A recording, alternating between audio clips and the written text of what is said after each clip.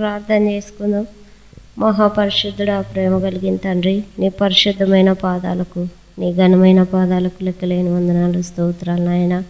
ప్రభా, ఈ 4వ మాసము మరి తండ్రి, ఈ చివరి మరి ఆరాధన మరి ప్రభా, మరి నాయన నీ సన్నిధిలో ఈ రీతిగా ప్రభా మేము కూడుకోవడానికి నువ్వు ఇచ్చిన కృపను బట్టి స్తోత్రాలు. మరి తండ్రి, ఈ దినము నాయన ఈ 2వ ఆరాధనకు ప్రభా మీరు మమ్మల్ని అందరిని నడిపించిన విధానంకి స్తోత్రాలు ప్రభా. మరి తండ్రి, ఈ కోడికలో మీరు తోడుగా ఉండండి, పాటల ద్వారా మయం పొందండి నాయన. వాక్య పరిచయలో మీరు తోడుగా ఉండి దాసుని బలపరిచి బలంగా మీరు వాడుకోండి ప్రభా. మీరు నాయన నాతోను మాతోను ప్రభా స్పష్టంగా మీరు మాతో మాట్లాడండి.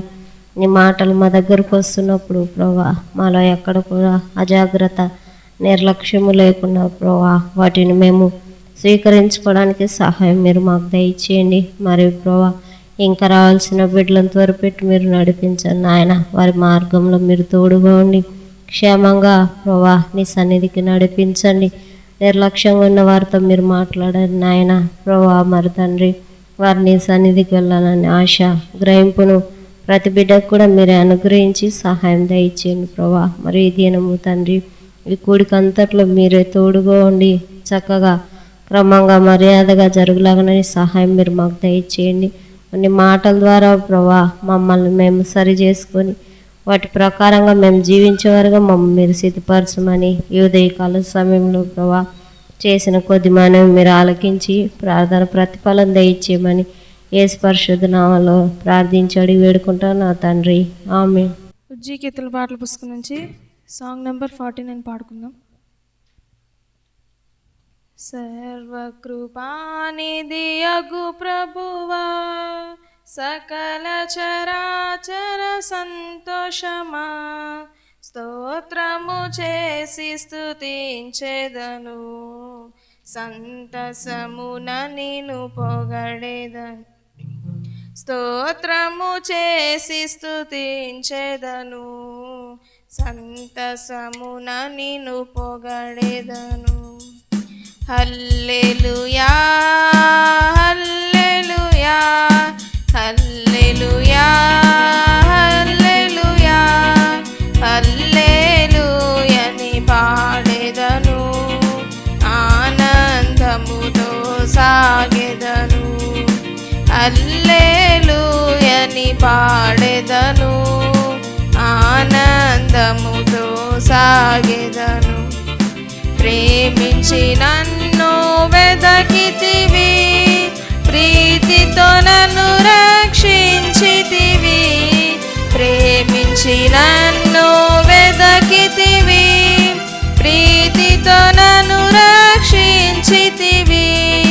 పరిశుద్ధ జీవితం నీచుటకై పాపిని నన్ను కరుణించితివి.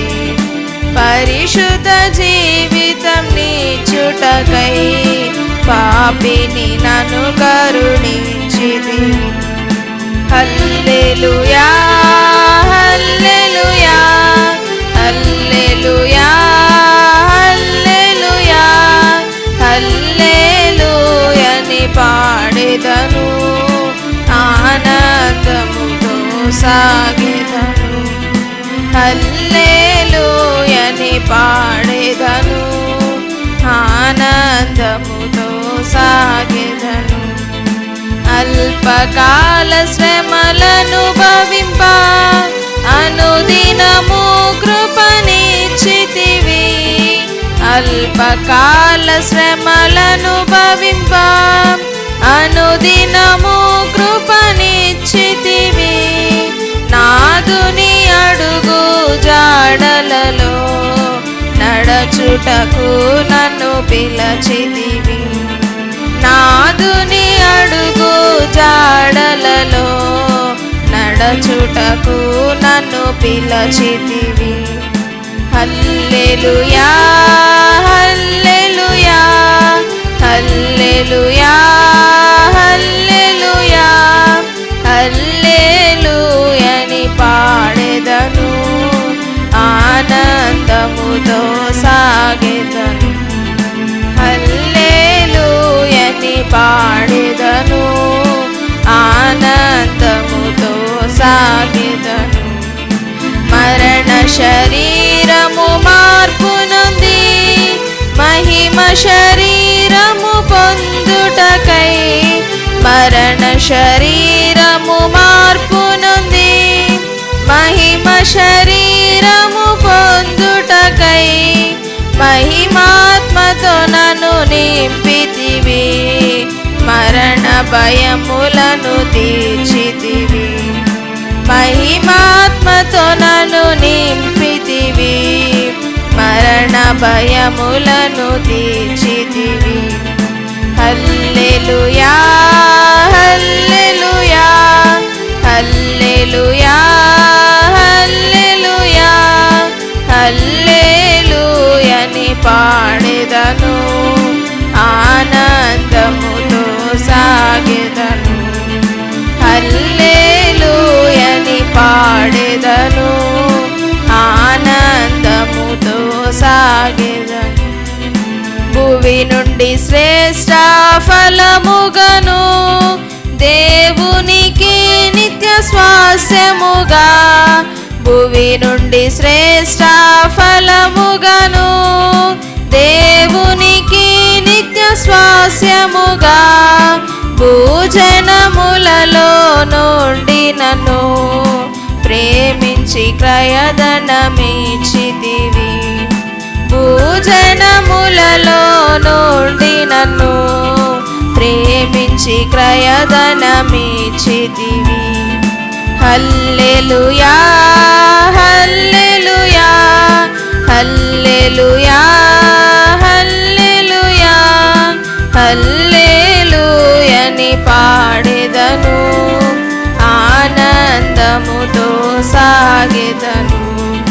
హల్లెలూయని పాడెదను, ఆనందముతో సాగెదను. ఎవరు పాడని గీతములు యేసుని గూర్చి పాడుటకై, ఎవరు పాడని గీతములు యేసుని గూర్చి పాడుటకై, హేతువు లేకయే ప్రేమించెను, యేసుకు నేనేమివ్వగలను. హేతువు లేకయే ప్రేమించెను, యేసుకు నేనేమివ్వగలను.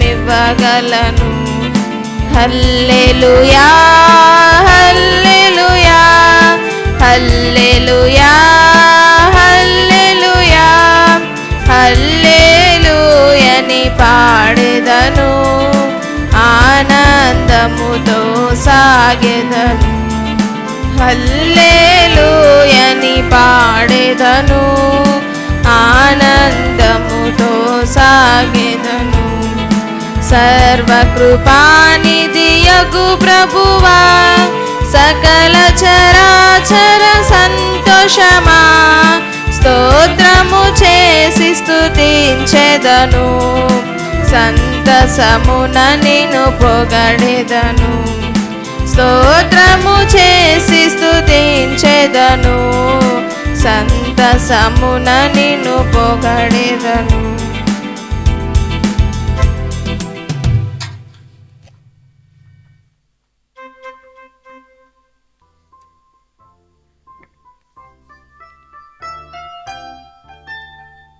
ఆరాధన క్రమంగా చివరి చరణం పాడేటప్పుడు అందులో లేచి నిలబడదాం. Song number 90.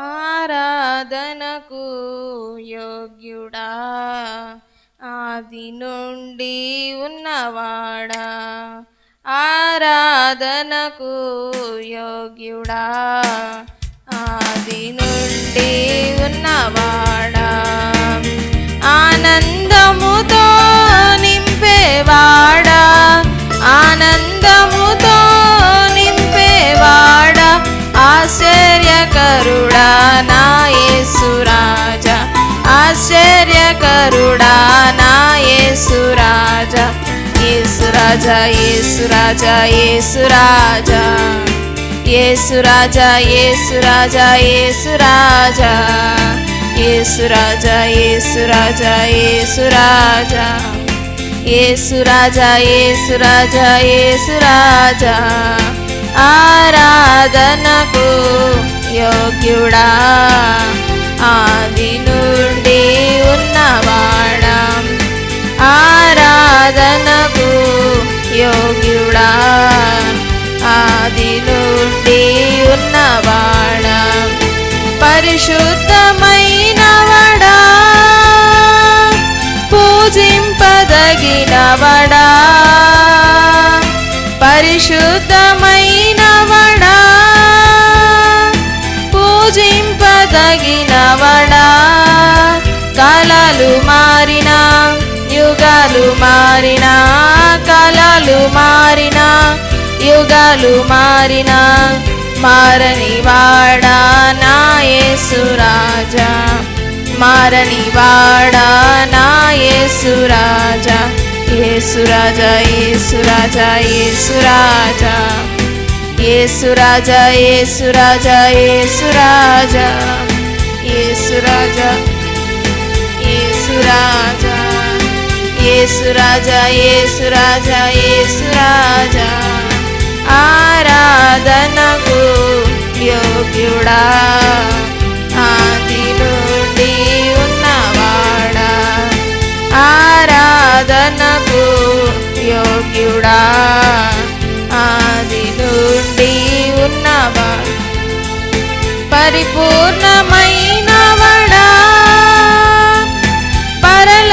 పరలోకమేలువాడా పరిపూర్ణమైనవాడా పరలోకమేలువాడా కాలాలు మారినా యుగాలు మారినా కాలాలు మారినా యుగాలు మారినా మారని వాడా నా యేసు రాజా మారని వాడా నా యేసు రాజా యేసు రాజా యేసు రాజా యేసు రాజా యేసు రాజా యేసు రాజా యేసు రాజా యేసు రాజా యేసు రాజా యేసు రాజా యేసు రాజా యేసు రాజా యేసు రాజా ఆరాధనకు యోగ్యుడా ఆది నుండి ఉన్నవాడా ఆరాధనకు యోగ్యుడా ఆది నుండి ఉన్నవాడా కన్నీరు తుడిచేవాడా కౌగిలిలో చేర్చేవాడా కన్నీరు తుడిచేవాడా కౌగిలిలో చేర్చేవాడా కాలాలు మారినా యుగాలు మారినా కాలాలు మారినా యుగాలు మారినా మారని వాడా నా యేసు రాజా మారని వాడా నా యేసు రాజా యేసు రాజా యేసు రాజా యేసు రాజా యేసు రాజా యేసు రాజా యేసు రాజా ఆరాధనకు యోగ్యుడా ఆది నుండి ఉన్నవాడా ఆరాధనకు యోగ్యుడా ఆది నుండి ఉన్నవాడా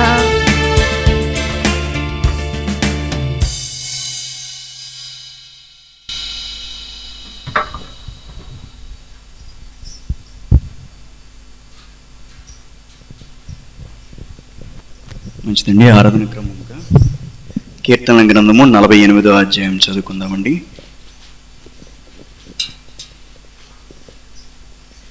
కీర్తనల గ్రంథము 48వ అధ్యాయం చదువుకుందాం. ఆఖరి వచనం అందరం చెప్తాం. మన దేవుని పట్టణమందు ఆయన పరిశుద్ధ పర్వతమందు యెహోవా గొప్పవాడును బహు కీర్తనీయుడనై ఉన్నాడు.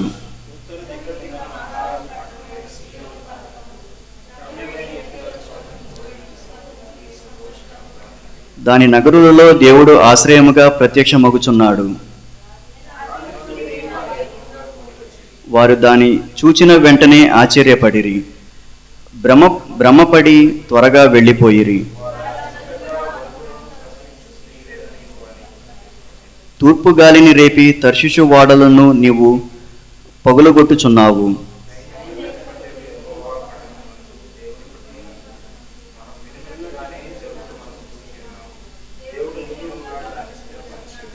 దేవా, మేము నీ ఆలయమునందు నీ కృపను ధ్యానించితిమి.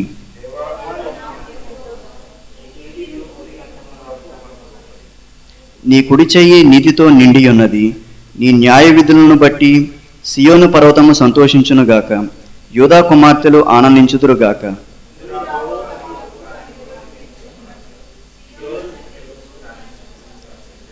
దాని బురుజులను లెక్కించుడి, దాని ప్రాకారములను నిదానించి చూడుడి, దాని నగరాలలో సంచరించి వాటిని చూడుడి. ఈ దేవుడు సదాకాలము మనకు తోడై ఉన్నాడు, మరణము వరకు ఆయన మనల్ని నడిపించును. దేవుడు ఇచ్చిన వాక్యమును దీవించి ఆశీర్వదించును గాక. ఆమేన్. మంచిదండి, కూర్చున్నట్లయితే ప్రత్యేక పాటగా మన మధ్యలో ఉన్న గిద్యోన్ గారు వచ్చి దేవుని మహిమ పరచవలసిందిగా మనం చేస్తున్నాం.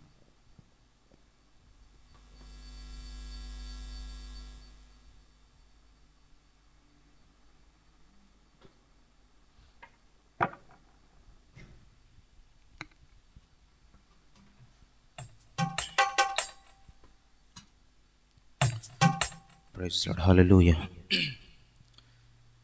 మధురమైనది నా యేసు ప్రేమ, మరపురానిది నా తండ్రి ప్రేమ. మధురమైనది నా యేసు ప్రేమ, మరపురానిది నా తండ్రి ప్రేమ. మరువలేనిది నా యేసుని ప్రేమ, మరువలేనిది నా యేసుని ప్రేమ. మధురాతి మధురం నా ప్రియుని ప్రేమ, మధురాతి మధురం నా ప్రియుని ప్రేమ. ప్రేమ నా యేసు ప్రేమ, ప్రేమ నా యేసు ప్రేమ. మధురమైనది నా యేసు ప్రేమ, మరపురానిది నా తండ్రి ప్రేమ. ఇహలోకాశలతో అంగుడనే ఈ సన్నిధి విరచి నీకు దూరమైతే. ఇహలోకాశలతో అంగుడనే ఈ సన్నిధి విరచి నీకు దూరమైతే. చల్లని స్వరముతో నన్ను నీవు పిలచి, చల్లని స్వరముతో నన్ను నీలో నన్ను నిలిపిన నీ ప్రేమ మధురం,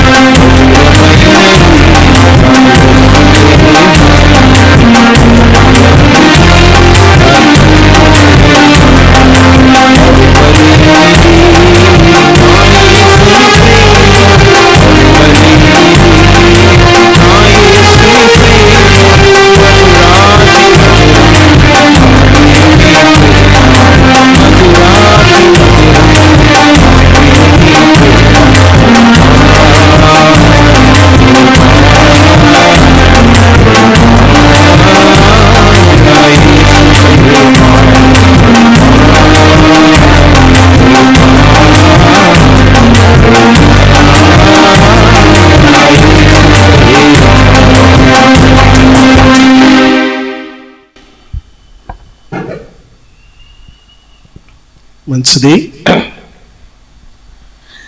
పాటల ద్వారా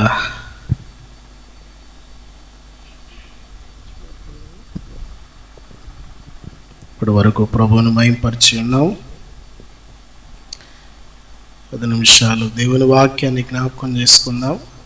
లేవియా కాండము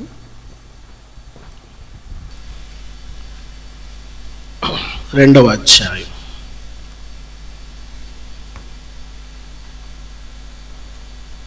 లేవియా కాండము 2వ అధ్యాయము మొదటి నుండి కొన్ని మాటలు చదువుకుందాం.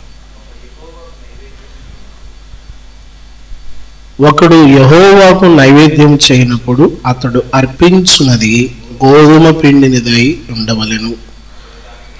అతడు దాని మీద నూనె పోసి సాంబ్రాణి వేసి యాజకులకు అహరోను కుమారుల యొద్దకు దాన్ని తేవలెను. అందులో నుండి యాజకుడు తన చేరతో చేరెడు నూనెయు చేరెడు గోధుమ పిండియు దాని సాంబ్రాణి అంతయు తీసుకొని యెహోవాకు ఇంపైన సువాసన గల హోమముగా బలిపీఠం మీద అందులో ఒక భాగము జ్ఞాపకార్థముగా దహింపవలెను. ఆ నైవేద్య శేషము అహరోనుకును అతని కుమారులకును ఉండును. యెహోవాకు అర్పించు హోమములలో అది అతి పరిశుద్ధము. చిన్న ప్రార్థన చెప్పుకుందాం. ప్రేమ కలిగిన మా తండ్రి, పరిశుద్ధుడా, జీవాధిపతి, ఇదిగో ఈ యొక్క మాసపు చివరి ఆదివారం మీ సన్నిధిలోకి వచ్చి ఈ రీతిగా మిమ్మల్ని స్తుతించి ఆరాధించి పాడి మిమ్మల్ని ఘనపరచి మేము లేఖనం దగ్గరకు రావడానికి మీరు చూపించిన కృప కొరకే స్తోత్రాలు. ఈ సన్నిధి మాతో ఉంచి మమ్మల్ని బలపరచండి. మీ స్వరం మాకు ఆశీర్వదకరంగా చేయండి. నేను బలహీనుడిని వట్టివాడను. నన్ను మీ సిలువు చాటును మరుగుపరిచి మాకు కావలసిన మాటలు వినిపించండి. రావాల్సిన బిడ్డలను త్వరపెట్టి తీసుకురమ్మని యేసు నామములో అడుగుచున్నాం తండ్రి, ఆమేన్. కూర్చోనండి ప్రియులారా. కూడి వచ్చిన మీ అందరికీ యేసుక్రీస్తు నామములో నా హృదయపూర్వకమైన వందనాలు అందరికీ తెలియజేస్తున్నాను. అందరికీ వందనాలండి. మనము గత భాగంలో దహన బలి గురించినటువంటి విషయాలను మనము ధ్యానం చేస్తూ వచ్చాం.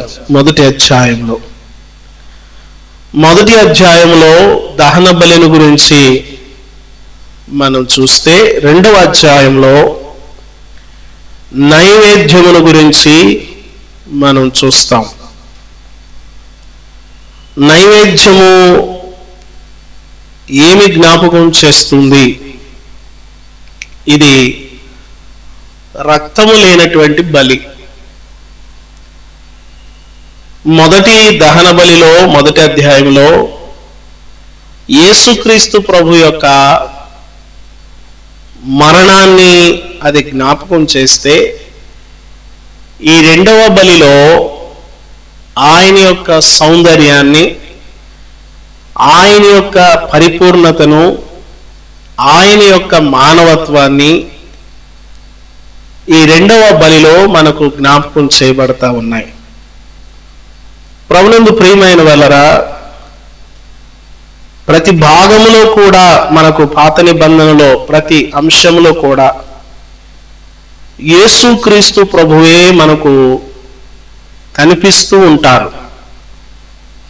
ఆయన యొక్క సౌందర్యమును మనము ఈ బలిలో చూడవచ్చు. యేసుక్రీస్తు ప్రభువారు ఆయన గోధుమ గింజతో పోల్చుకున్నట్లుగా మనకి లేఖనంలో కనిపిస్తుంది. ఆయన గోధుమ గింజగా తనను తాను పోల్చుకున్నాడు. ఈ బలిలో ఉన్న వస్తువులు ఏమిటంటే భూమిలో నుండి పండినటువంటివి, రక్తము లేనటువంటివి. ఇందులో వాడినటువంటి పదార్థములు ఏమిటి అంటే, 1 గోధుమ పిండి, 2వది సాంబ్రాణి, 3వది ఒలివ నూనె, 4వది ఉప్పు. ప్రియులారా, ఇక్కడ వాడకూడని వస్తువులు కొన్ని ఉన్నాయి. ఏమిటంటే పులిసినది వాడకూడదు. 11వ వచనంలో తిరిగి తేనెను వాడకూడదు. ఈ 2 వస్తువులను ఈ బలిలో వినియోగించకూడదు, ఉపయోగించకూడదు. యెహోవాకు అర్పించేటప్పుడు ఎవరైనా యెహోవాకు నైవేద్యము చేయాలనుకుంటే తమ జీవ ఫలాన్ని దేవునికి, తన ప్రవక్తలకు, తన ప్రజలకు భక్ష్యంగా తినేటువంటి యేసుక్రీస్తు ప్రభువుని అది జ్ఞాపకం చేస్తూ ఉంది. యోహాను రాసిన సువార్త 12వ అధ్యాయంలో గోధుమ గింజను గురించినటువంటి విషయాలు మనకు కనిపిస్తాయి. గోధుమ పిండిని తీసుకుని రావాలి. గోధుమ పిండిని తీసుకుని వచ్చి ఆ గోధుమ పిండిని ఇదిగో ఆ యొక్క దేవాలయంలో యాజకుని యొద్దకు తీసుకుని రావాలి. ప్రియులారా, అది ఎలా ఉండాలంట? మెత్తని పిండి, గరుకుగా లేకపోతే బరకగా లేకపోతే గరుకుతనము అందులో కనిపించకూడదు. అది పరిపూర్ణంగా మెత్తన చేయబడినదై ఉండాలి. ప్రియులారా, మాలిన్యము లేశ మాత్రమైనా లేనటువంటిదిగా ఉండాలి. దీన్ని మనము ఎక్కడ చూడగలమో ఈ నైవేద్యమును అనంటే మచ్చలేనటువంటి యేసుక్రీస్తు ప్రభు యొక్క జీవితాన్ని మనము చూడవచ్చు. యేసుక్రీస్తు ప్రభు జీవితములో ఎక్కడ కూడా మనకు మచ్చ కనిపించదు. ఆయన మచ్చలేని జీవితం.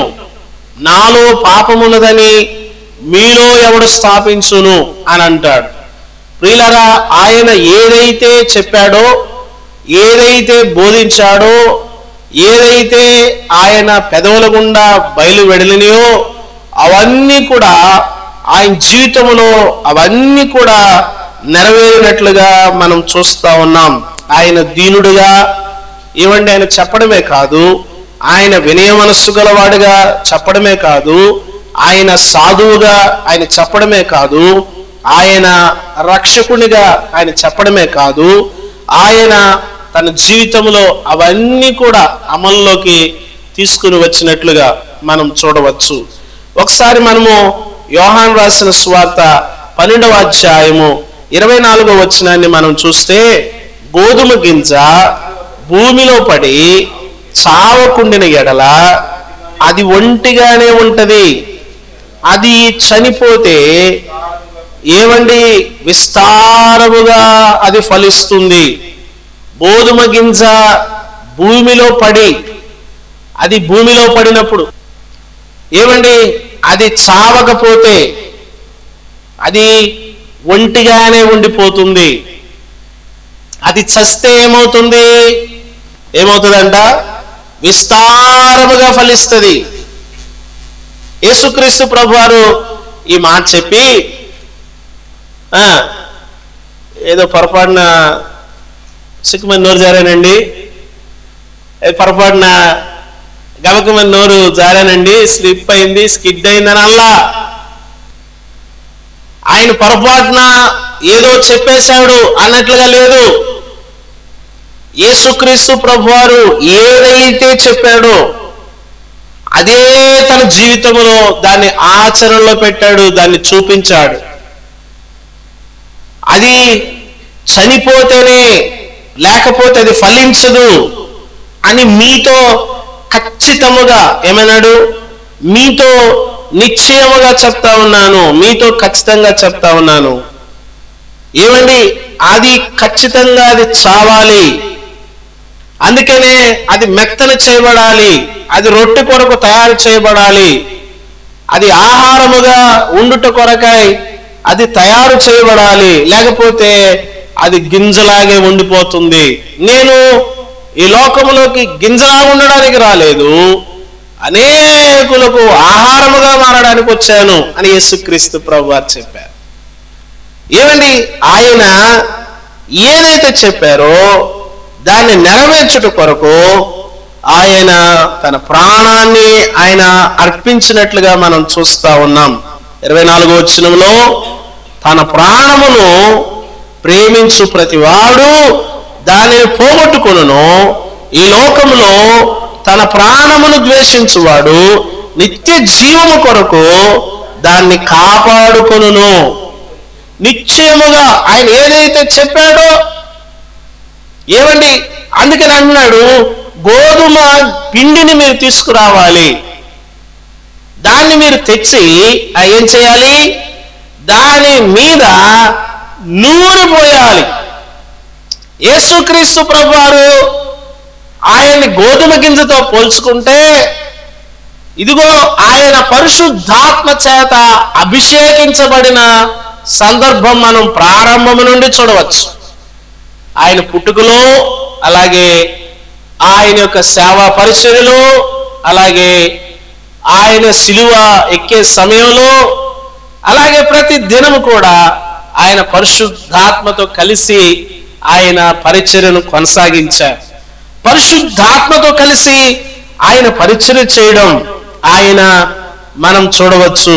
నూనె పోసి తర్వాత ఏం చేయాలి, సాంబ్రాణి వేసి, ఏమంట సాంబ్రాణి వేసి ఈ యొక్క అర్పణను తీసుకుని రావాలి. ఆయన ప్రార్థన అనుభవం కలిగి ఉన్నాడు. ఇది ఏమి జ్ఞాపకం చేస్తుంది నైవేద్యం అంటే, ఆయన ఈ లోకములో ఆయన మచ్చలేని వ్యక్తిగా ఉన్నాడు. మచ్చలేనటువంటి జీవితాన్ని ఆయన కొనసాగించాడు. పరిశుద్ధాత్మ తో కలిసి ఆయన పరిచర్య చేశాడు. అంత మాత్రమే కాదు, ప్రార్థన అనుభవంలో ఆయన ప్రతి సమయంలో కూడా కొనసాగినట్లుగా మనం చూస్తా ఉన్నాం. యాజకులకు అహరోను కుమారుల యొద్దకు దానిని తేవాలి. అందులో నుండి యాజకుడు చారెడు పిండిని తీసుకోవాలి, చారెడు నూనె తీసుకోవాలి, సాంబ్రాణి తీసుకోవాలి. ఇవన్నీ తీసుకొని ఏమండి ఇంపైన, ఇవన్నీ కలిసినప్పుడు ఇంపైన సువాసన, ఏమండి ఇవన్నీ కలవాలి. ఇవి లేకపోతే ఇంపైన సువాసన రాదు. మనుషుల జీవితాల్లో ఇంపైనటువంటి పరిస్థితులు కనిపించాలంటే పరిశుద్ధాత్మ యొక్క సహాయమును తీసుకోవాలి. యేసు క్రీస్తు ప్రభుతో నడవాలి, ప్రార్థన అనుభవాన్ని కలిగి సాగాలి. ఇవన్నీ ఏం చేయాలంటే యాజకుడు చారెడు తీసుకొని దేవునికి యెహోవాకు వీటిని ఇంపైన వాటిగా తీసుకురావాలి. అది అతి పరిశుద్ధమైనటువంటిది. ఏమండి ఈ అనుభవాలు ఉన్నప్పుడే అతి పరిశుద్ధమైనటువంటిది. ఈ లోకంలో రకరకాల అనుభవాలు ఈ మధ్యకాలంలో జరబడిపోయినాయి. రకరకాల పరిస్థితులు, అవన్నీ కూడా ఇదిగో దేవునికి ఇంపైనవి అని చెప్పేసి మోసపోయేటువంటి పరిస్థితులు కనిపిస్తా ఉన్నాయి. లోకములో ఏమండి చాలా మంది క్రైస్తవులు అజ్ఞానమైనటువంటి స్థితిలో ఉంటున్నారు. ఏది సత్యమో, ఏది అసత్యమో, ఏది నిజమో, ఏది అబద్ధమో, ఏది ప్రభువుకి ఇష్టమో, ఎలా చేయడం దేవుని చిత్తమో దాన్ని గ్రహించే విషయంలో చాలా వెనకబడిపోయి ఉన్నారు. ఏమండి ఇదిగో మనము గుడ్డిగా వెంబడించడం కాదు. యేసుక్రీస్తు ప్రభు యొక్క జీవితాన్ని మనం మాదిరిగా పెట్టుకోవాలి. ఏమండి పరిశుద్ధాత్మ దేవునితో కలిసి మన అడుగులు వేస్తా ఉండాలి. ప్రార్థన జీవితాన్ని కలిగి ప్రతి దినము మన యొక్క ఆత్మీయ స్థితిని కొనసాగించుకుంటూ ఉండాలి. లేకపోతే అది దేవునికి అతి పరిశుద్ధమైనదిగా ఎంత మాత్రము కూడా ఉండదు. ఇక్కడ అంటూ ఉన్నాడు, అది యెహోవాకు అతి పరిశుద్ధము. నీవు పొయ్యిలో కాల్చిన నైవేద్యము చేయనప్పుడు అది నూనెతో కలిసినదై పొంగనిది అయినై గోధుమ పిండి అప్పడాలే కాని నూనె రాసి పొంగని పూరీలే కాని తీసుకుని రావాలి. అవి కాల్చబడినవిగా ఉండాలి, అవి పొంగనివిగా ఉండాలి. అవి గోధుమ పిండివై ఉండాలి. అవి ఏమండి ముక్కలుగా వాటిని తుంచి వాటి మీద నూనె పోయాలి. ఇవన్నీ కూడా మనకు క్రొత్త నిబంధనలో వీటిని మనం చూస్తే ఇవన్నీ కూడా యేసుక్రీస్తు ప్రభువుకి సాదృశ్యంగా మనకు కనిపిస్తా ఉన్నాయి. అవన్నీ కూడా యేసుక్రీస్తు ప్రభువులో అవి మనకి ప్రస్ఫుటంగా కనిపిస్తా ఉన్నాయి. ఏమండి ఆయన ఎటువంటి పరిస్థితుల్లో పొంగనటువంటి వాడు. చాలా మంది ప్రతిదానికి పొంగిపోతూ ఉంటారు లేదా ప్రతిదానికి ఇదైపోతూ ఉంటారు. చాలా మందికి పొగడకపోతే పొంగరు. వాళ్ళు ఎలా ఉంటారు తెలుసా? వాళ్ళు ఇంకా ముఖం ఇలా పెట్టేసుకుని అలా ఉండిపోతూ ఉంటారు, ఏదో పోగొట్టుకున్న వాళ్ళలాగా. మందిరంలో ఎప్పుడు కూడా మీ ముఖాలు అలా ఉండకూడదు. అలా అనగానే ముఖాలు వెలిగిపోతాయి. అయ్య బాబోయ్, మన ముఖాలు అలా ఉండకూడదంట. అసలు నీ హృదయం ఎలా ఉంటే నీ ముఖం అలా ఉంటుంది. నీ హృదయాన్ని బట్టి నీ ముఖం చెప్పేయచ్చు. చాలా మంది దేవుని మందిరంలో ఎలా ఉంటారు? కొంతమంది అండి, నాకు అర్థం కాదు, చర్చిలోకి వచ్చి ఎలా ఉంటారు తెలుసా? అలా ఉంటారండి చక్కగా. అసలు వాళ్ళు ముఖం చూసి చాలా సంతోషం వేస్తాయి. కొంతమంది వచ్చి ఏదో పోగొట్టుకొని అలా ఉంటారు. చాలా దరిద్రమైన ముఖం అది. నీ ముఖం మండ అన్నట్టు అనిపిస్తుంది. నీ ముఖం మండ. చాలా మంది అలాగే ఉంటారు మందిరంలో. దేవుని సన్నిధి అది. దేవుని సన్నిధిలో ఎలా ఉంటుంది? సంతోషం ఉంటుంది, నెమ్మది ఉంటుంది, సమాధానం ఉంటుంది, ఆనందం ఉంటుంది కదా. ఇందాక ఒక పాట పాడారు, ఆనందమయ పరలోకము మనది. అదంట ఆనందమైన పరలోకము, అది మనది. యేసుప్రభు అక్కడ ఉన్నాడు, ఆయన అక్కడి నుండి వస్తాడు. ఆయనకేమో ఆనందమైన పరలోకం అయితే మనదేమో ఏడుపు మొఖాలు. అలా ఉండొద్దు దేవుని మందిరంలో. యేసుక్రీస్తు ప్రభు వారు ఆయన ఇదిగో ఇటువంటి విధానములో ఆయన యొక్క భక్తి జీవితం అది మనకు మాదిరి. ఆయన ఎట్టివాడో మనము అట్టివారమై ఉండాలి. అంటే ఆయన మెత్తన చేయబడ్డాడు ప్రతి సందర్భంలో. మనం కూడా ఆయన పరిశుద్ధాత్మతో కలిసి ఉన్నాడు. మనం కూడా పరిశుద్ధాత్మతో కలిసి ఉండాలి. ఆయన ప్రతి సందర్భంలో ప్రార్థన చేస్తా ఉన్నాడు. మనము కూడా ప్రార్థన చేస్తా ఉండాలి. ఏమండి, అది ముక్కలుగా తుంచి దాన్ని ఏం చేయాలంట? ముక్కలుగా తుంచేయాలంట. యేసుక్రీస్తు ప్రభు వారి యొక్క దేహాన్ని వాళ్ళు ఏం చేశారంటే ఆయన శరీరం అంతా కూడా ఏం చేశారు? దాన్ని చాళ్ళుగా దున్నేశారు యేసుక్రీస్తు ప్రభు శరీరాన్ని. ఏమండి, ఆయన రొట్టె విరిచి వారికి పంచినట్లుగా ఆయన యొక్క శరీరాన్ని మనము చూస్తే వాళ్ళు విరిచేశారు. ఆయన అన్నాడు ఒకసారి యోహాను సువార్త 6వ అధ్యాయంలో ఒకసారి మనం చూస్తే ఆయన చెప్పిన మాట ఒకసారి మనం చూద్దాం. చూడండి, యోహాను రాసిన సువార్త 6వ అధ్యాయము 35వ వచనం. వారితో ఇలా అన్నారు, జీవాహారము నేనే, నా యొద్దకు వచ్చే వారికి ఏ మాత్రం ఆకలి ఉండదు, నా యందు విశ్వాసం ఉంచే వారికి ఎప్పుడూ దప్పిక ఉండదు. యేసుక్రీస్తు ప్రభువాన్ని మనం ఏం చేయాలి? మనమేమన్నా నరమాంస భక్షకులమా? మనం నరమాంస భక్షకులమా? నన్ను తినండి అన్నాడు ఆయన. ఏం చేయాలి నీవు దాన్ని ఆత్మలో అంగీకరించాలి, ఆత్మలో ఆస్వాదించాలి, ఆత్మలో తృప్తి చెందాలి. యేసుక్రీస్తు ప్రభు వారు అన్నారు, ఏమన్నారంటే ఒకసారి ఈ అధ్యాయం అంతా అదే పెద్ద గొడవ. ఇది యోహాను సువార్త 6వ అధ్యాయం అంతా పెద్ద గొడవ. వారు యేసుక్రీస్తు ప్రభు వారితో యూదులు ఏమన్నా తెలుసా? 52వ వచనంలో, ఈయన శరీరమును ఎలా తిననీయగలడు అని ఒకరితో ఒకరు వాదించుకుంటున్నారంట. పెద్ద గొడవ జరుగుతుంది అక్కడ, పెద్ద వాదం జరుగుతుంది. ఈయన తన శరీరాన్ని ఎలా తిననీయగలడు? అది యేసుక్రీస్తు ప్రభు వారు అంటున్నారు, మనుష్య కుమారుని శరీరమును తిని అంటే యేసు ప్రభు వారు వాళ్ళకి అక్షరార్థముగానే అర్థమవుతుంది. చాలా మందికి వాక్యం యొక్క సత్యాలు అర్థం కావు.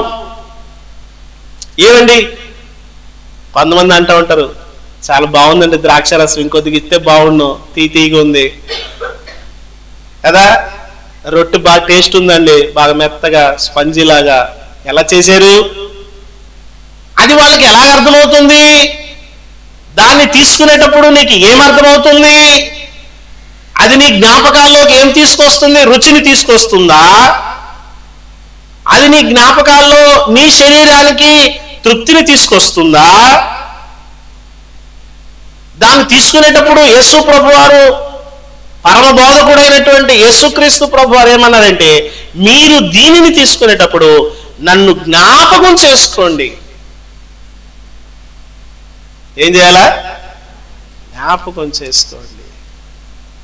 వాళ్ళ జ్ఞాపకాల నిండా ఏముండాలి? వాళ్ళ హృదయంలో తలంపుల నిండా ఏముండాలి? ఏముండాలి? దూరం వెళ్ళిపోయారు అనుకోండి మీరు, ఏమంటారు? ఇంట్లో వాళ్ళు జ్ఞాపకం వస్తున్నారు, జ్ఞాపకం వస్తూ ఉంటారు. యేసుక్రీస్తు ప్రభు వారు మన జ్ఞాపకాల్లో ఉండాలి. ఈ లోకంలో ఉన్నవి మన జ్ఞాపకాల్లోకి వస్తూ ఉంటాయి. వాటిని అధిగమించి యేసుక్రీస్తు మన జ్ఞాపకాల్లోకి రావాలి. వాటిని అధిగమించి వాటికన్నా ఎక్కువగా ప్రియులారా, వాళ్ళు అంటున్నారు, వాళ్ళకి ఏమర్థం అవుతుంది? ఎలా తిననీయగలడు, ఎలా తాగనీయగలడు? యేసు ప్రభు వారు అన్నారు, తాగితేనే కాని మీలో మీరు జీవము గలవారు కారు. యేసు ప్రభు వారు అంటున్నారు 35వ వచనంలో, జీవాహారము నేనే. 41వ వచనంలో, పరలోకము నుండి దిగి వచ్చిన ఆహారము నేనే. ఆయన అంటున్నాడు, ఇదిగో దేవుడు అనుగ్రహించినటువంటి ఆహారం నేనే అంటున్నాడు. ఇంకా అంటున్నాడు 55వ వచనంలో, నిజమైన ఆహారం నేనే అంటున్నాడు. 57వ వచనంలో, ఇదిగో నన్ను తినేవాడు జీవిస్తాడు అంటున్నాడు. 58వ వచనంలో, ఈ ఆహారం తినేవాడు ఎల్లప్పుడూ జీవిస్తాడు అంటున్నాడు. ఎలాగ తినాలా? ఎలాగ దాన్ని ఆస్వాదించాలా? ఎలాగ దాని గురించి నువ్వు ఆలోచన చేయాలా? చాలాసార్లు ఈ మాట కనిపిస్తుంది. 47వ వచనంలో, జీవాహారం నేనే. 51వ వచనంలో, జీవాహారం నేనే, జీవాహారం నేనే. ఎన్నిసార్లు చెప్తాడు? జీవాహారం ఆయన. ఆయన మెత్తన చేయబడ్డాడు. ఆయనలో గరుగుతనము ఏ మాత్రము కనిపించట్లేదు. గరుగుతనము లేనే లేదు. ఆయన శరీరము ఏమండి? మెత్తన చేయబడింది.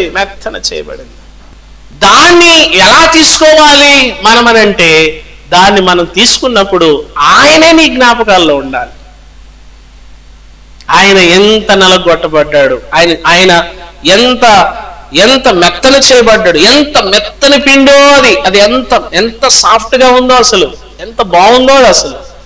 ఆయన జీవితాన్ని అలా పట్టి చూడండి, ఆయన జీవితాన్ని ఆలోచించి చూడండి, ఆయన జీవితం యొక్క ప్రయాణంలో మీరు కూడా అడుగుపెట్టి చూడండి, అది ఎంత చక్కగా కనిపిస్తుందో. యేసుక్రీస్తు ప్రభు దగ్గరికి నువ్వు యేసుక్రీస్తు ప్రభు దగ్గరికి వెళ్తా ఉండు. నువ్వు ఎంత దగ్గరికి వెళ్తే, ఎంత దగ్గరికి నువ్వు చేరుతా ఉంటే అంత పరిశుద్ధత నీకు దొరుకుతా ఉంటది. యేసుక్రీస్తు ప్రభువుకి మనం ఎంత చేరువైతే అంత పరిశుద్ధత మనకు దొరుకుతుంది. యేసుక్రీస్తు ప్రభువుకి ఎంత చేరువైతే మనలో ఉన్న అపవిత్రత అంత బయటపడతా ఉంటది.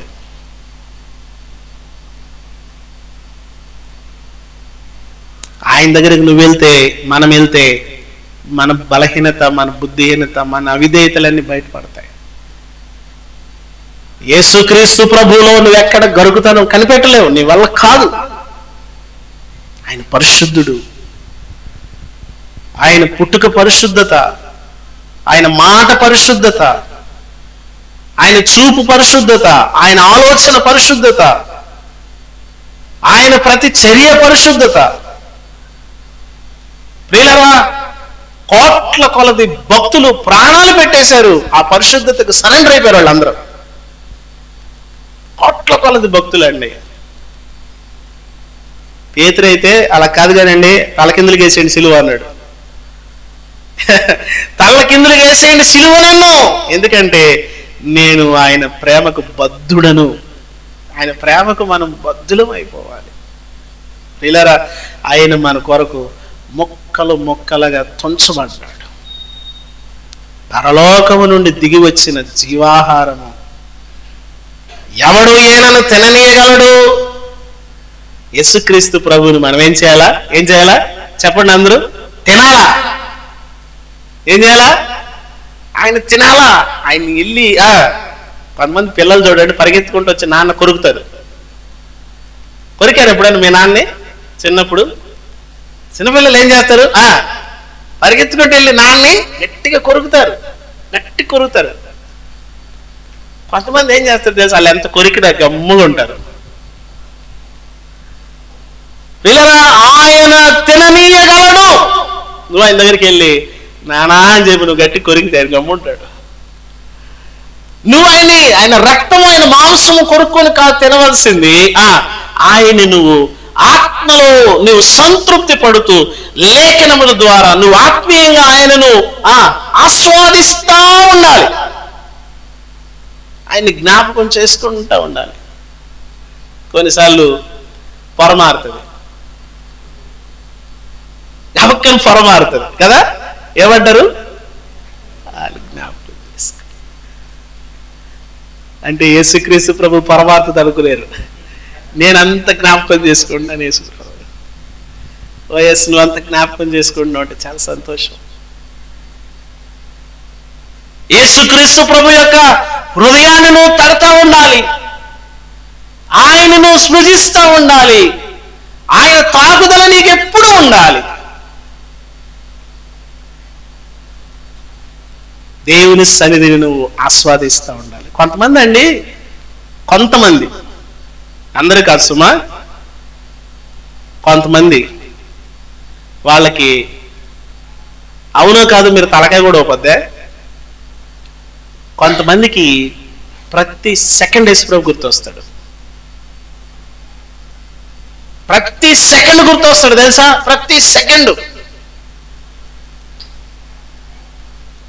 అంటే వాళ్ళు పాడిన పాటలు అబద్ధాలు కాదు. నిన్ను విడిచి నేను క్షణమైనా బ్రతకలేను అనేటువంటి మాట్లాడిన మాటలు అబద్ధాలు కాదు, అవి సత్యం. ఎందుకంటే వాళ్ళకి ప్రతి సెకండ్ దేవుడే గుర్తొస్తాడు, దేవుని సన్నిధి గుర్తొస్తుంది.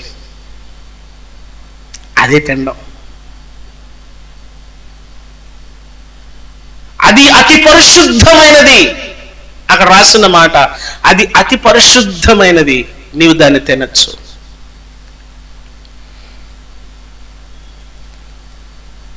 ఇలా ఇదిగో తర్వాత మాట చూద్దాం.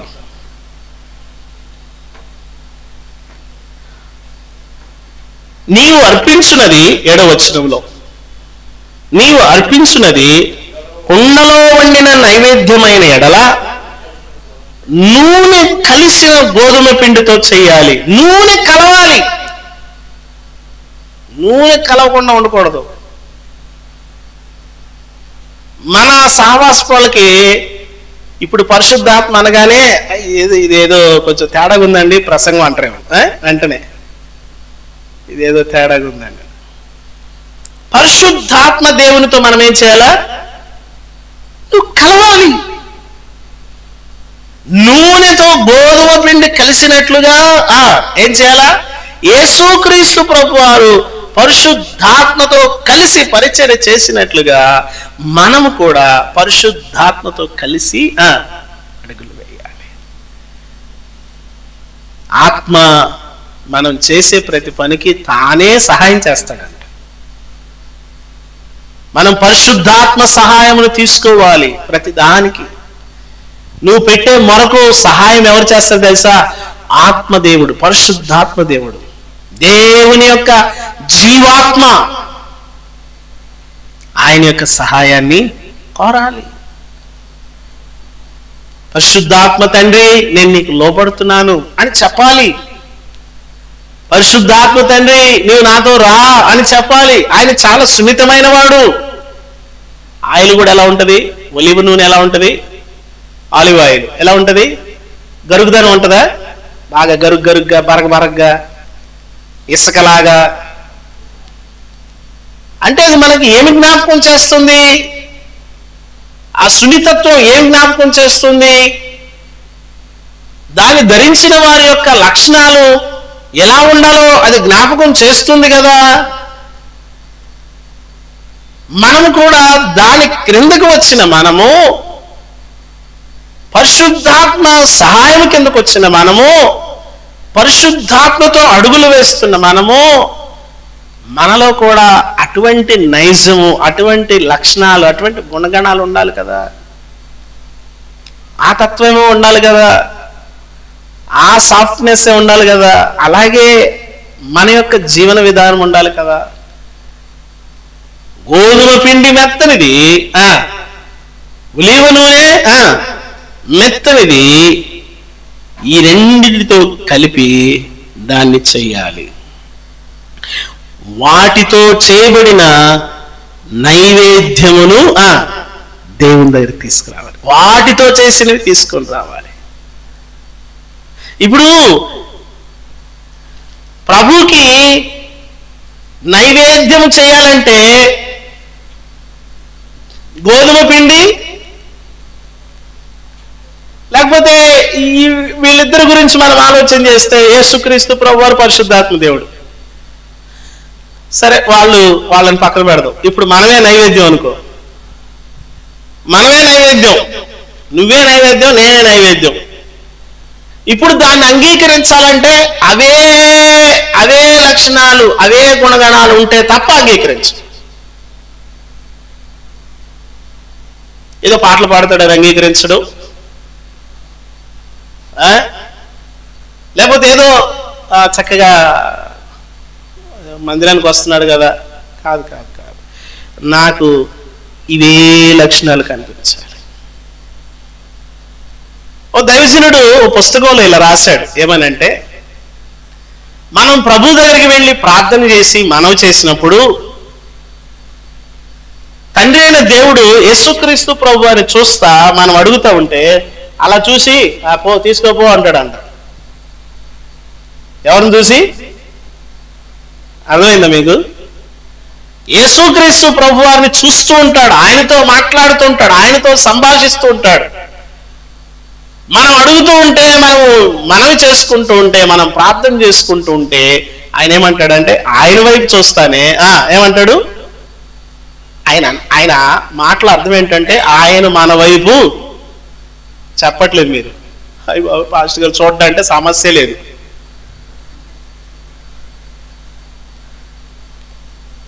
అదేంటి పాస్టర్ గారు అలా అంటారేమో, ఆయన ఎవరిని బట్టి చేస్తాడో తెలుసా? ఇప్పుడు ఒకవేళ నిన్ను చూడాలంటే నీకు కూడా ఏం కావాలా? ఇదే క్వాలిటీస్ ఆయనకి అక్కడ కనపడాలా. ఏవి? పాస్టర్ గారండి అంత మెత్తనితనం ఈ లోకంలో అంత మెత్తగా ఉంటే కుదరదులేండి. అయ్యుడు అంటున్నాడు కదా, మేము బైబిల్ పక్కన పెట్టామంటే ఊర్చ కోత కోస్తామండి. ఏ కోత? ఆదివారం కదా, పోయి కొయ్యిపో, మేకలు అవి ఉంటాయి కోయడానికి ఈరోజు ఆదివారం. ప్రియులారా, ఇది మెత్తనదా? నీకు నాకు కూడా చిరాకు వస్తుంది, అవునా? నీకు నాకు చిరాకు వస్తుంది. ఆ రోజు సీన్ అంతా అయిపోయాక మనకు చిరాకు వచ్చింది, కానీ సీన్లో ఉండుంటాడు కదా యేసు ప్రభు. చెప్పట్లేదు ఎవరు. సీన్ అయిపోయాక చిరాకు వచ్చింది నీకు నాకు, అవునా? ఏంటి ఎవరు స్పందించట్లేదు? అందరూ స్టేటస్లో పెట్టుకుంటున్నారుగా. సీన్ అయిపోయాక చిరాకు వచ్చింది, సీన్లో ఉన్నాయి నీకు చెప్పాలి. ఇప్పుడు సీన్లో ఎవరు ఉంటారు చెప్పండి? యేసు ప్రభు అని ఆయన ఉన్నారా? లేరా? ఆయన ఎక్కడో ఉన్నాడండి. ఆ పక్క భూకంపాలు ఉన్నాయి కదా, అటు సైడ్ పోయాడు. అదే నేను వచ్చేలోపల ఇది అయిపోయిందా, నేను లేనండి ఆ పూట అంటాడా?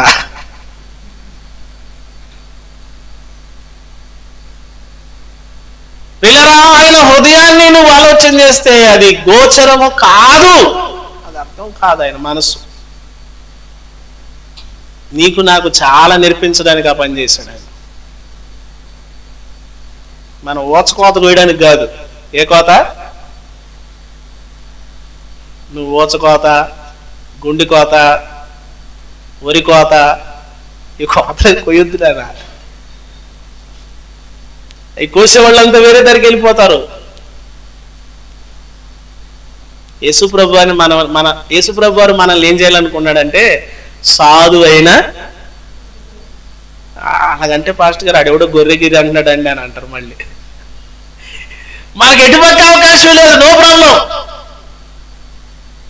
మనకి ఎటుపక్క అవకాశం లేదు, అయినా ప్రాబ్లం లేదు, సమస్య లేదు. ఏమండి, ఆయన విరగొట్టబడ్డాడు, ఆయన నలగొట్టబడ్డాడు, ఆయన్ని విరిచేశారు పట్టుకొని, అంతే. ఆయన విరిచేశారు, ఆయన తోలు ఒలిచేశారు. యెషయా ఉంటది, ఆయన వీపుని దున్నారంట, చాళ్ళుగా దున్నారు. ఎవరిని?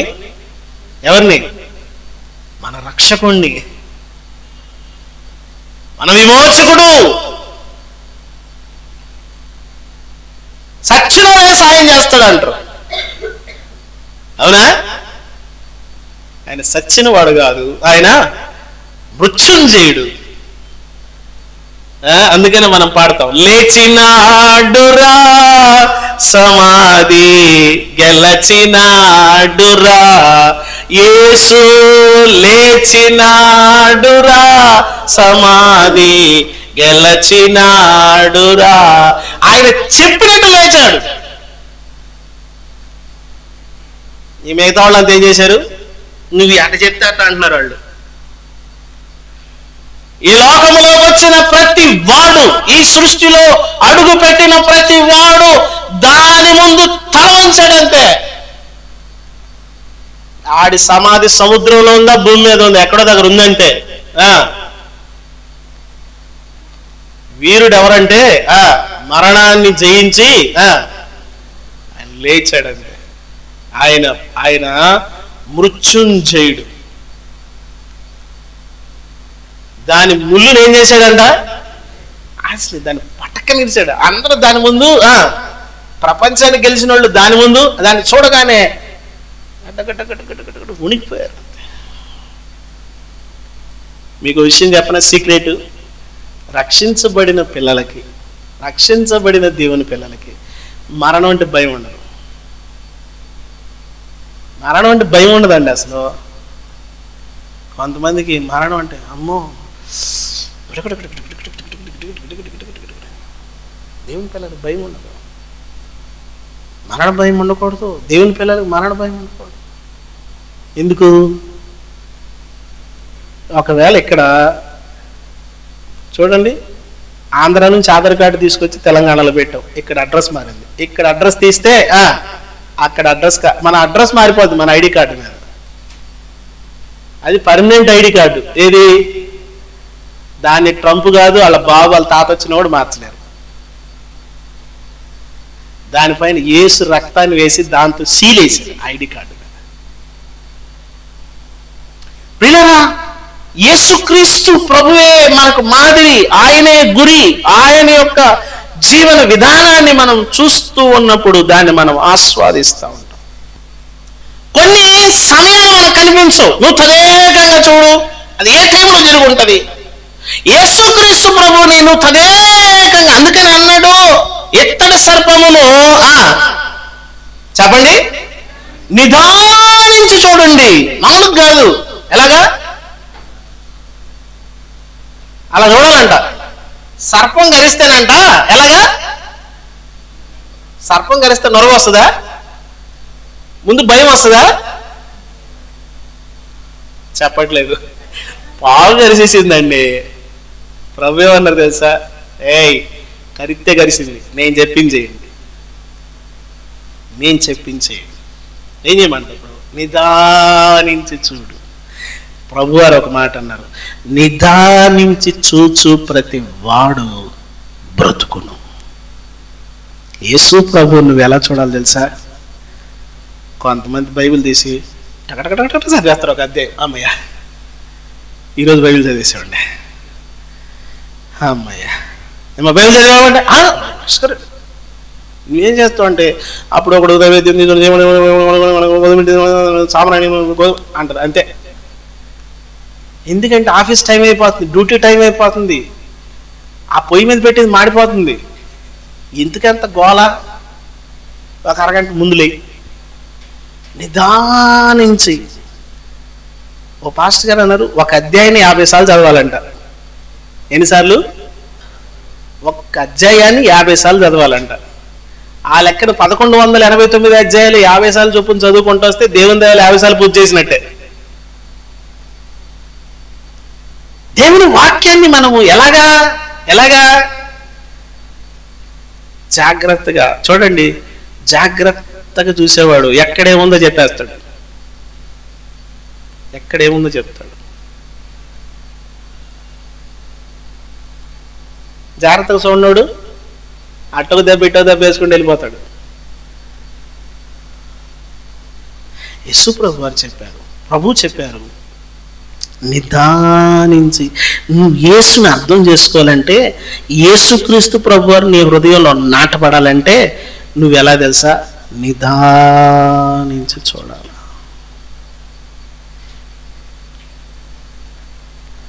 ఎలాగా? పరుగును చూస్తావా? బస్సు నెంబర్ అర్థం కాదు, ఆగి చూడు, చూడు. యేసుక్రీస్తు ప్రభువారు మన జీవితానికి అర్థం అవ్వాలంటే ఆయనను నిదానించి చూడాలి. ఆయనలో ఏమండి ఎంత పరిశుద్ధత, ఎంత పరిశుద్ధత. ఇందాక సమరయ స్త్రీని జ్ఞాపకం చేసుకున్నాం. అప్పటికి 5 మందిని పాడు చేసేసింది ఆమె. సమరయ స్త్రీ 5 మందిని పాడు చేసి. యేసుక్రీస్తు ప్రభు వారు సౌందర్యం గలవాడు కదా. ఆయన చూడగానే ఏమనుకొని ఉంటుంది మనసులో? అబ్బా 6వ వాడు దొరికాడు అనుకుని. అవునా? ఎందుకంటే ఆమె లక్షణం అదే. నిజమే. యేసు ప్రభు వారు ఏమన్నారు తెలుసా? నాకు ఒకడు దొరికారు అనుకున్నాడు. ఆమెను తన వశం చేసేసుకున్నాడు, తన కుమార్తెగా చేసేసుకున్నాడు. ఆమె మీద రక్తపు ముద్ర వేసేసాడు. అంతే. ఊరికి సేవకురాలు అయిపోయింది, పాస్టర్ గారు అయిపోయింది. అభిషేకం ఇచ్చి వచ్చేసాడు, చేసుకో సేవ అని. సమరయ ఊరు ఆమె. సమరయ ఊరికి మొట్టమొదటి బిషప్ ఎవరంటే ఎవరు? ఆహా, యేసుక్రీస్తు ప్రభువుని ఆమె ఏం చేస్తుందంటే నిదానించి చూస్తుంది. ఆయనలో పరిశుద్ధత, ఆయనలో నీతి, ఆయన మాటలో స్పష్టత, ఆయనలో ఉన్నటువంటి యథార్థత ఆమె చక్కగా పసిగట్టేసింది. మీరు ఒకసారి ప్రభు చిత్తమైతే తర్వాత మనం చూద్దాం. నికోదేముకి, సమరయ స్త్రీకి, ఆయన మాటలకి ఈ మాటలకి చాలా వ్యత్యాసం ఉంటుంది. మాకు తెలియదు అంటాడు ఆయన. ఆమె ఉంటుంది తెలుసా? నాకు తెలుసు అంటది. యూదులకు ఎక్కువ తెలియాలా, సమరయులకు ఎక్కువ తెలియాలా?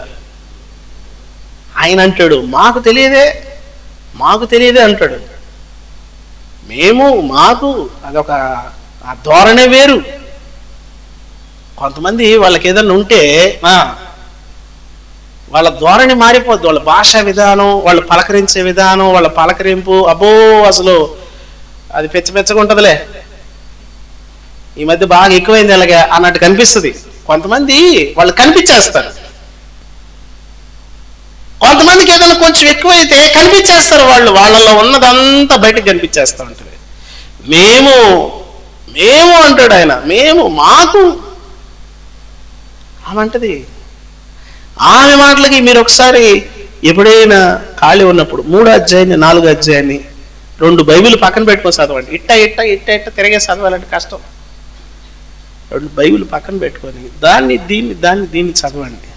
ప్రియులారా, ఆమె ఆయన వశమైపోయింది. ఆయన నిదానించి చూసింది ఆమె. ఏమండి, ఆమెతో మాట్లాడిన మాటల్లో పరిశుద్ధత ఆమె యొక్క జీవితాన్ని, ఆమె నైజాన్ని మార్చేసింది. ఎందుకంటే ఆయన మెత్తనివాడు. ఆయన సౌందర్యము, ఆయన యొక్క పవిత్రత, ఆయన యొక్క మానవత్వము, ఏమండి ఆమెను తన యొక్క బిడ్డగా మార్చుకోవడానికి అవన్నీ దోహదపడ్డాయి. సరే, యేసుక్రీస్తు ప్రభు వారిని మనం ఎలా చూడాలంటే ఎలాగా చెప్పండి? చెప్పట్లేదు. ఎలాగా? నిదానించి. ఒక్కోసారి 2 వచనాలే గంట సేపు చదివిన సందర్భాలు ఉన్నాయి. అమ్మ బాబోయ్, ఆ వచనాన్ని దాటి వెళ్లకుండా అక్కడే అయిపోయి దాన్ని చూసి దాన్ని ఆలోచన చేస్తుంటే అంత దాచి ఉన్నాడు ఆయన. యేసుక్రీస్తు ప్రభువారు నీ ఊరికినే ఒక సెకండ్లో అర్థమైపోతే ఏముందేక. రాత్రి చెప్పాను కదా ఉపవాస ప్రార్థనలో, మనకి ఈ సృష్టిలో ఉన్నవన్నీ ఎలాగా పరలోకంలో వెళ్ళామనుకోండి, ఈ సృష్టిలో ఉన్నవన్నీ చిటికలు అర్థమైపోతాయి. ఇలా అంటే అర్థమైపోద్ది. రాత్రి చెప్పాను ఎలాగా, ఇలా అంటే అర్థమైపోద్ది మనకి.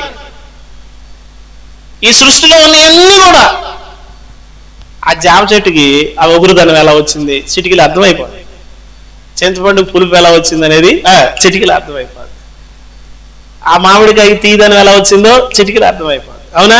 పరలోకంలోకి వెళ్తే అర్థమవుతుంది ఈజీగా. ఎందుకంటే ఆదాము కూడా సింపుల్గా అన్నాడు కదా, అటన్నిటికీ ఆదాము టాక వచ్చినట్టు పేర్లు పెట్టి బాగుండే అంటున్నాడు. ఎంత జ్ఞానం ఆదాముకి కదా. మనకు కూడా అంత జ్ఞానం వస్తుంది. అంత జ్ఞానం వచ్చినా యేసుక్రీస్తు ఎందుకు నిన్ను ప్రేమించాడు అర్థం కాదు. నీకు అంత జ్ఞానం వచ్చినా ఆయన పరిశుద్ధత యొక్క గొప్పతనం అర్థం కాదు. ఆయన అనంతమైనటువంటి శక్తి అర్థం కాదు.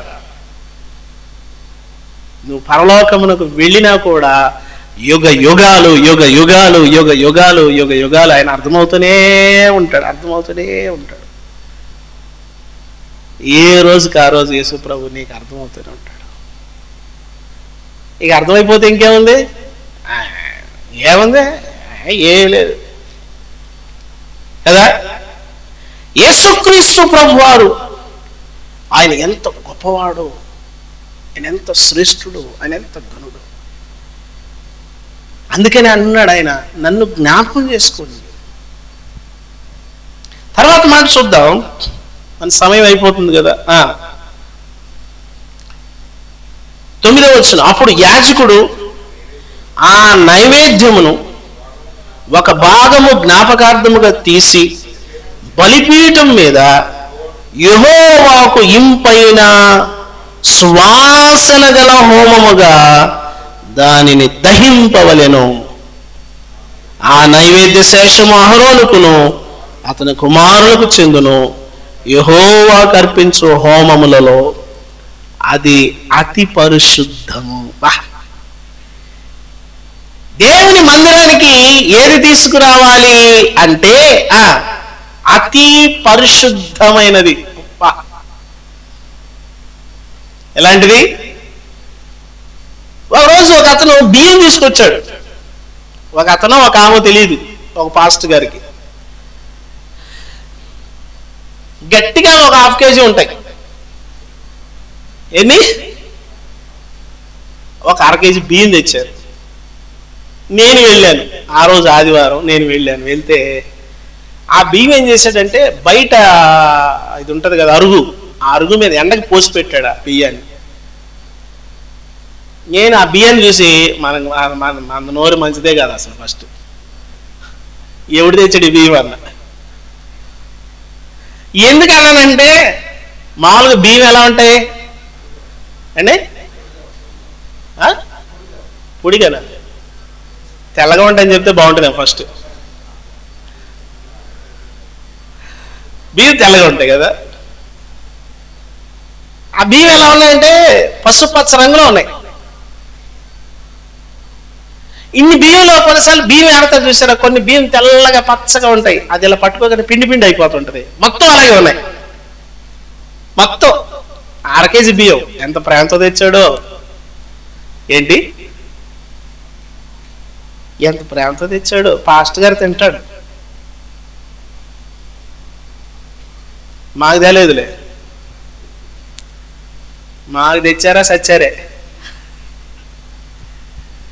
అయితే సందాపేటలో మాత్రం కాగితాలు వేస్తారు, సినిగిపోయిన కాగితాలు వేసి వెళ్ళిపోతుంటారు. వాళ్ళకి అక్కడెక్కడ చల్లవయ్యి, ఎక్కడ చల్లని ఒకసారి చెల్లుతాయి. ఎక్కడ?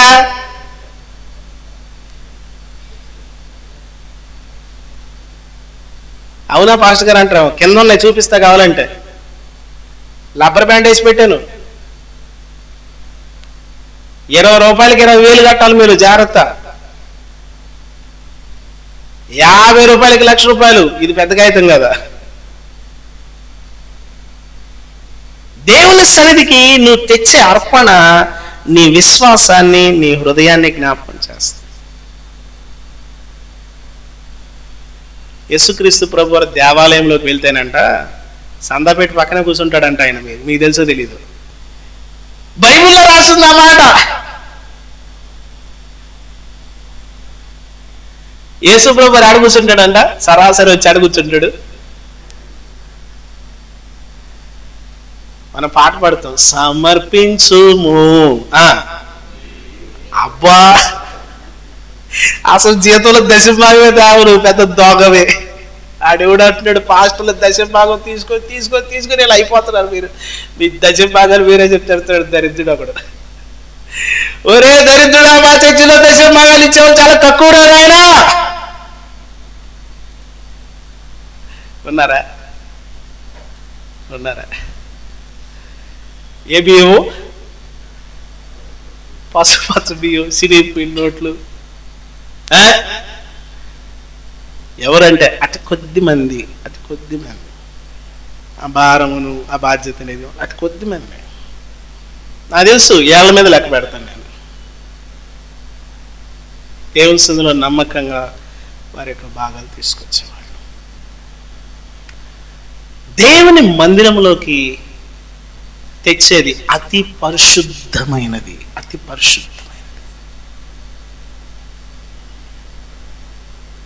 చినిగిపోయిన ఆకేయకూడదు. రాజుగారికి భోజనం ఎలా పెట్టాలా, ఆ టేబుల్ ఎలా ఉండాలా, ఆ చైర్ ఎలా ఉండాలా, ఆ కంచం ఎలా ఉండాలా, ఆ వడ్డిచ్చే విధానం ఎలా ఉండాలా, ఆహార పదార్థాలు ఎలా ఉండాలా, శ్రేష్టమైన ఏమండి, ఇవి అతి పరిశుద్ధమైనది దేవుని మందిరంలోకి. మా నాన్న చెప్పేవారు, మా నాన్న ఏమనేవారు తెలుసా, దేవుని మందిరంలోకి ఎప్పుడు కూడా మనం చిన్నవి పట్టుకెళ్ళకూడదు అంటాడు. దేవుని మందిరంలోకి చెప్పండి, చిన్నవి పట్టుకెళ్ళకూడదు. ఎవరో చెప్పారు, వాళ్ళు రొయ్యల చెరువులో రొయ్యలు పడితేనంట మొట్టమొదటి వచ్చిన ట్రైకి వచ్చిన రొయ్యలన్నీ పాస్టర్ గారికి పంపిస్తారంట. ట్రై రొయ్యలు అంటే ఎన్ని వస్తాయి? తక్కువలో తక్కువ ఎన్ని వస్తాయండి? మీకు చెప్పట్లేదు ఏంటండి? ఓ 25 కేజీలు వస్తాయా ఏమండి రొయ్యలోళ్ళు? ఓ 30 నుంచి 25 వస్తాయి కదా. 30 కేజీలు పాస్టర్ గారు ఏం చేసుకుంటారు? 30 కేజీలు పాస్టర్ గారు అనవసరం. పాస్టర్ గారికి అది కాకుండా షుగర్ అని చెప్పాడు. తగలేసుకుంటాడు, నెత్తినేసుకుంటాడు, నీకెందుకు? పచ్చడి పెట్టుకుంటాడు, నీకెందుకు? కొంతమంది దేవుడు వాళ్ళకి ఇచ్చిన భాగాల్లో వాళ్ళు ఏం చేస్తారంటే కొద్దిగా ఇస్తారు. వీళ్ళు అననీయ సభ్యురాలు, వీళ్ళు ఎప్పటికీ అననీయ సభ్యురాలే, వీళ్ళు జీవితకాలం అననీయ సభ్యురాలు, వీళ్ళు దొంగలు. అదేంటి పాస్టర్ గారు ఈరోజు అంటారా? సమస్య లేదు, వదిలే ప్రసక్తే లేదు. అతి పరిశుద్ధమైనది, శ్రేష్టమైనది, ఘనమైనది దేవుని మందిరంలో మనము ఏం చేయాలా? నేను రక్షించబడిన తర్వాత నేను మళ్ళీ చెప్తాను, నేను చెప్పగలను, ఇప్పుడు చెప్తున్నా. నాకు నెల అయితే 10వ తారీఖు లోపు నా పరిస్థితి ఎలా ఉన్నా సరే నా ఆత్మీయ తండ్రికి నేను నా కానుక పంపించేస్తాను. నేను అక్కడికి వెళ్ళకపోయినా పర్లే, ఇప్పుడు ఆన్లైన్ సర్వీస్ ఉంది కదా, నా ఆత్మీయ తండ్రికి పంపించేస్తాను. ఎందుకంటే ఆయన నా కొరకు చేసే చిన్న ప్రార్థనే నాకు ఆశీర్వాదం. ఆయన ఎంత మెత్తనటువంటి స్వభావం ఉందో జాగ్రత్త. అక్కడ ఉంటది హెబ్రీయులకు రాసిన పత్రికలు ఉంటాయి, చదవండి ఆ మాటలు. అంటే హెబ్రీయులకు రాసిన పత్రిక 12వ అధ్యాయం 13వ అధ్యాయంలో మీ దేవుడు 12వ అధ్యాయం ఆఖరి వచనం 29వ వచనం, అందువల్ల మనం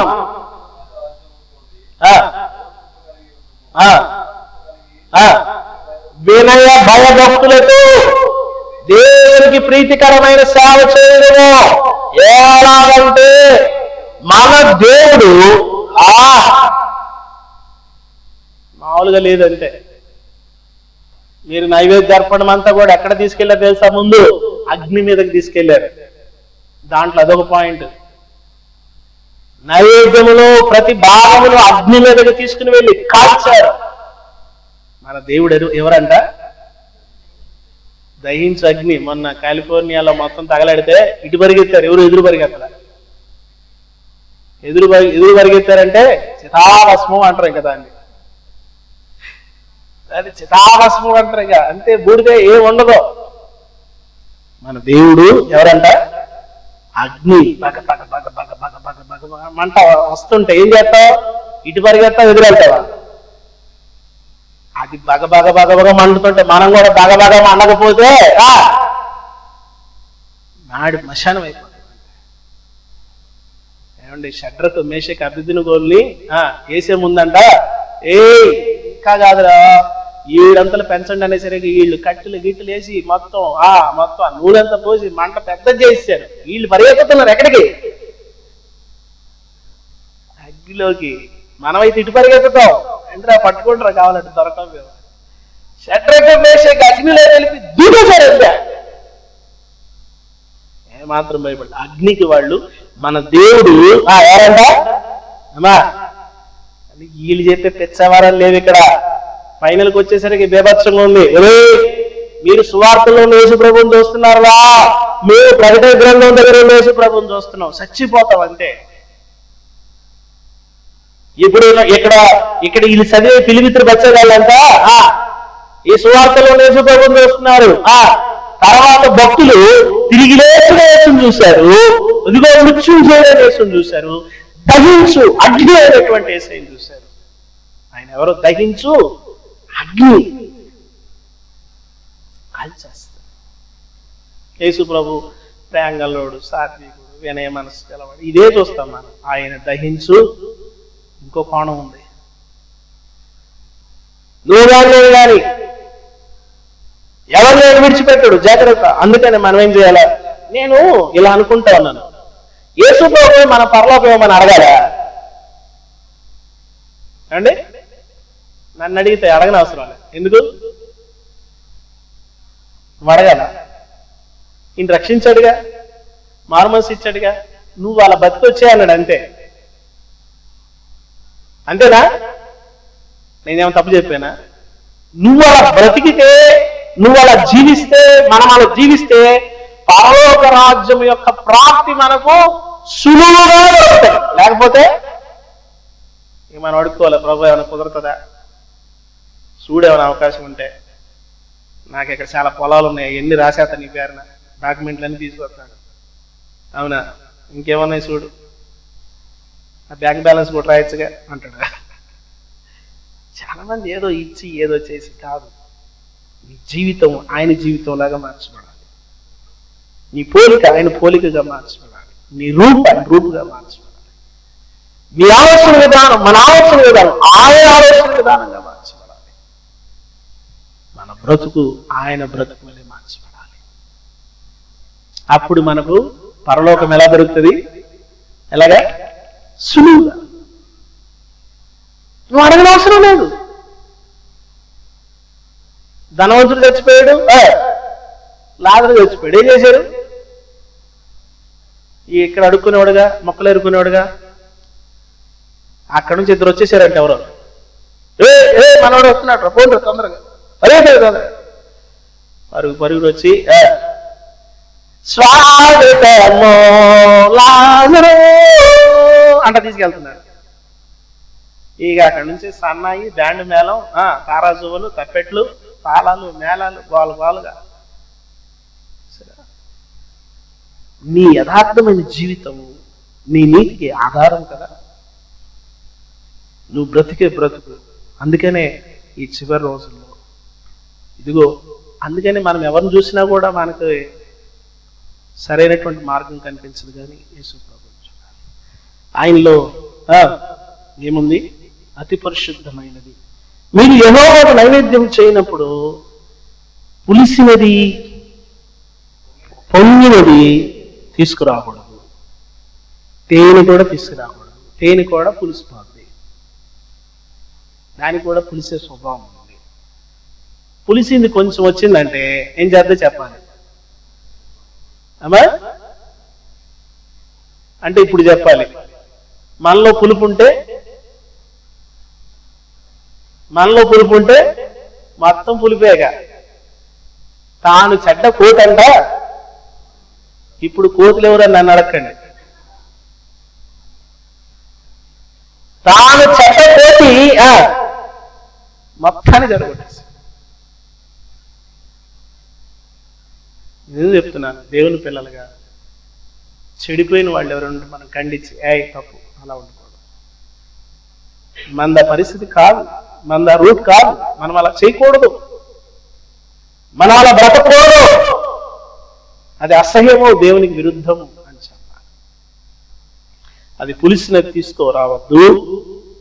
ప్రథమ ఫలముగా యెహోవాకు వాటిని మీరు అర్పించవచ్చు గాని బలిపీఠం మీద ఇంపైన సువాసనగా వాటిని అర్పింపవలదు. నీవు అర్పించే ప్రతి నైవేద్యముకు ఇంకొక వస్తువు ఎక్కడ ఉంది? ఉప్పు. లాస్ట్ లో చెప్తున్నాడు ఉప్పు గురించి. ఉప్పు ఏం చేస్తే పెట్టారు? ఉప్పు బోల్డ్ జాతి. చాలా మంది ఏం చేస్తారు తెలుసా?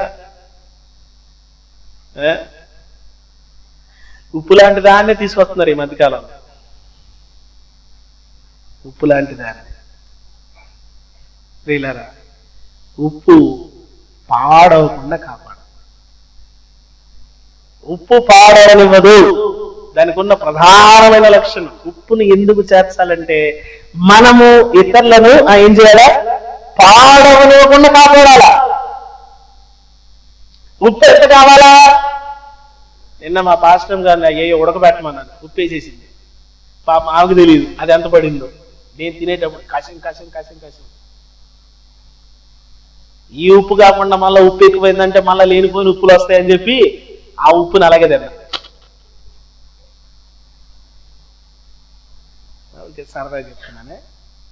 ఉప్పు ఎక్కువైతే ఏమవుద్ది? తక్కువైతే ఏమవుద్ది? తగినంత.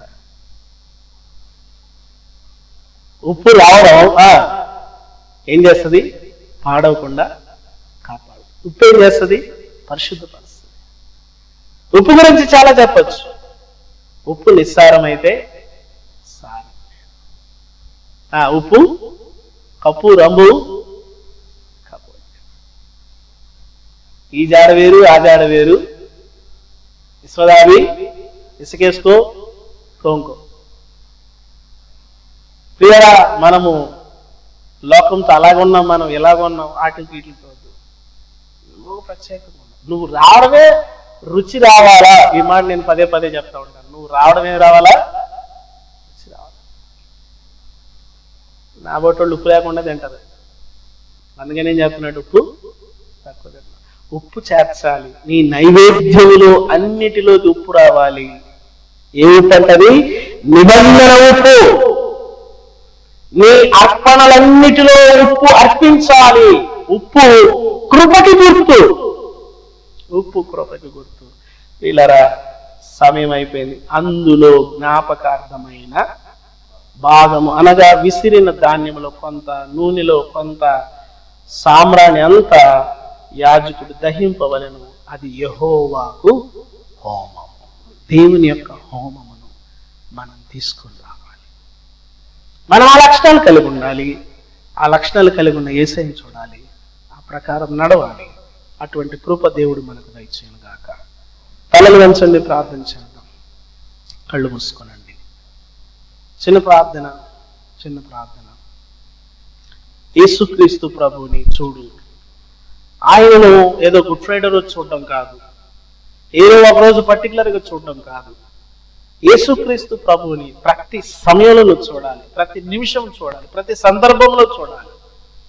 కుటుంబంలో ఉన్నటువంటి ఇదిగో అనైక్యత వాతావరణంలో కూడా చూడాలి. ఇది సందర్భము కాదు అన్నప్పుడు కూడా చూడాలి. నువ్వు యేసును చూస్తూ ఉన్నప్పుడు నీ జీవితంలో అత్యధికమైనటువంటి మార్పు కనిపిస్తుంది. ఆయన పోలికలోకి మార్చబడతావు. ఆయన రూపం నీలోకి వస్తుంది. ఆయన వలే మాట్లాడతావు. నీ మాట ఇంతకు ముందులాగలేదు, నీ ఆలోచన ఇంతకు ముందులాగలేదు, నీ ప్రవర్తన ఇంతకు ముందులాగలేదు అని చెప్పేసి నిన్ను అంటూ ఉంటారు. నువ్వు వాక్యం విని వెళ్ళడం వల్ల ఉపయోగం లేదు, కానీ ఆ ప్రకారం చేయడం వల్ల ఉపయోగం. నీ భార్య విషయంలో, నీ భర్త విషయంలో, నీ కుటుంబ విషయంలో, నీ బిడ్డల విషయంలో యేసుక్రీస్తు మనసును ప్రదర్శిస్తున్నావా? నీ ఉద్యోగంలో యేసుక్రీస్తు మనసును ప్రదర్శిస్తున్నావా? నీ యొక్క వ్యాపారంలో యేసుక్రీస్తు మనసును ప్రదర్శిస్తున్నావా? యేసుక్రీస్తుని నీవు చూస్తే ఇదిగో ఆయన దేవునికి అతి పరిశుద్ధమైన అర్పణగా అర్పించబడినట్లుగా మనం చూస్తూ ఉన్నాం. మనం కూడా ఆయనకు అతి పరిశుద్ధమైన అర్పణలుగా మార్చబడదుము గాక. ప్రేమ కలిగిన మా తండ్రి, పరిశుద్ధుడా, నిత్య జీవాధిపతి, యేసుక్రీస్తు నామములో మీ పరిశుద్ధమైన పాదముల యొద్దకు వచ్చి మా శిరములు మీ పాదముల యొద్ద పెట్టి మీకు కృతజ్ఞతాస్తుతులు తెలియజేస్తున్నాం. మాకు అనుగ్రహించిన లేవియాకాండపు 2వ అధ్యాయపు ధ్యానాన్ని బట్టి మా హృదయం అంతటితో స్తుతిస్తా ఉన్నాం. అది యెహోవాకు అతి పరిశుద్ధమైన అర్పణ. ప్రభువా, మేము కూడా మీ దృష్టికి పరిశుద్ధమైన అర్పణలుగా చేర్చబడినట్లు సహాయం చేయండి. మీ మాటలు మాకు దీవెనకరంగా, ఆశీర్వాదకరంగా చేసి నడిపించండి. తీసుకొచ్చిన మా ప్రియుల అందరి మా హృదయాల్లో మీ వాక్యం నీరు కట్టి ఫలింపచేయండి. యేసు నామములో మిక్కిలి వినయముతో బతిమాలి వేడుకొనుచున్నాము తండ్రి. ఆమేన్.